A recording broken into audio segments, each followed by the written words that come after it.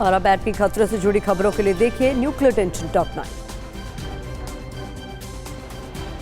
16 महीने से जारी भीषण युद्ध के बीच यूक्रेन की एयरफोर्स ने कहा कि रिम 2 मिसाइल सिस्टम अधिक संख्या में होते तो रूस हमला करने की हिम्मत नहीं करता। रिम 2 सिस्टम रूस के लड़ाकू विमानों और मिसाइलों को ध्वस्त करने में सक्षम है।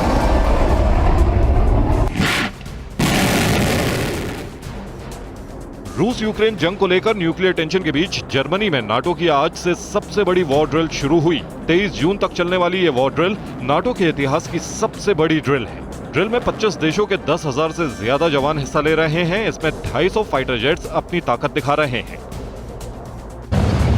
रूस के खिलाफ नाटो की जंगी तैयारियां तेज है। एस्टोनिया में नाटो देश वॉर रिहर्सल के जरिए डमी हमलों की प्रैक्टिस करने में जुटे हैं। इस बीच अमेरिकी नेवल फ्लीट ने नाटो देश के युद्धपोतों के साथ मिलकर दुश्मन देशों के डमी ठिकानों को ध्वस्त करने की रिहर्सल की।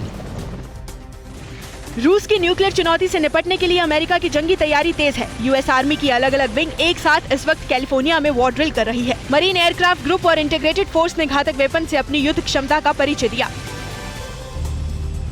न्यूक्लियर टेंशन के बीच रूस की पैसिफिक फ्लीट का मूवमेंट जारी है। अब सामरिक तौर पर अहम इंडोनेशिया के पोर्ट पर पैसिफिक फ्लीट की तैनाती की गई। इस बीच पैसिफिक फोर्स ने इंडोनेशिया पोर्ट पर रूस दिवस भी मनाया।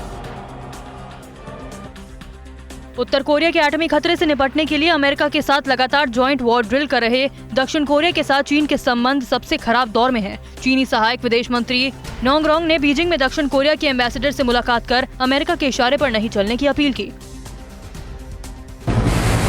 जापान ने अब उत्तर कोरिया से आर पार करने का मूड बना लिया है। जापान ने फैसला किया कि उसकी समुद्री सीमा की ओर दिखने वाले दुश्मन को किसी भी हथियार और संदिग्ध मिसाइल को वो तुरंत मार गिराएगा। जापान ने पहले जारी इस आदेश को अनिश्चित समय तक बढ़ाया।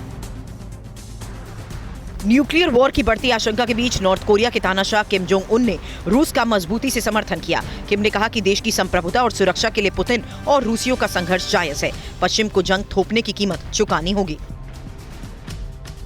तुर्की की सेना ने सीरिया के अलेप्पो शहर में कुर्द लड़ाकों के ठिकाने पर ड्रोन अटैक किए हैं। तुर्की के इस हमले में कुर्द नेतृत्व वाले सीरियन डेमोक्रेटिक फोर्सेस के 2 कमांडर समेत कुछ सदस्य मारे गए हैं। कुर्दिस्तान वर्कर्स पार्टी को तुर्की आतंकी संगठन मानता है।